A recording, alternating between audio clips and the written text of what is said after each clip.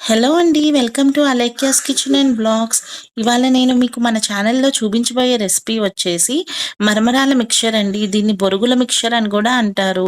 Evening టైమ్‌లో పిల్లలకి చక్కగా స్నాక్ కింద చేసి పెడితే చాలా ఇష్టంగా తింటారండి. సో, ప్రాసెస్‌లోకి వెళ్ళిపోదాం. ఫస్ట్ మనం ఒక బౌల్‌లోకి తగినన్ని మరమరాలను తీసుకోవాలి.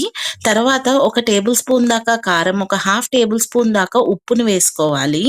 తర్వాత ఒకటి సన్నగా తరిగిన ఉల్లిపాయి, ఒకటి సన్నగా తరిగిన టొమాటో ముక్కల్ని వేసుకోవాలి. తర్వాత కొంచెం కొత్తిమీరను గూడా వేసుకోవాలండి.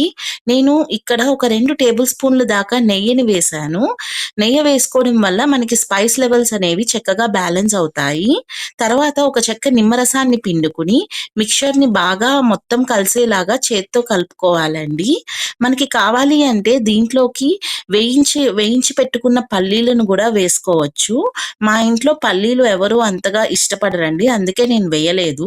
మీరు కావాలి అంటే వేసుకోవచ్చు. చక్కగా మధ్య మధ్యలో క్రంచీగా తగులుతా ఉంటాయి. అంతేనండి. సింపుల్‌గా ఒక 5 మినిట్స్‌లో రెడీ అయిపోయింది ఈవినింగ్ స్నాక్ రెసిపీ.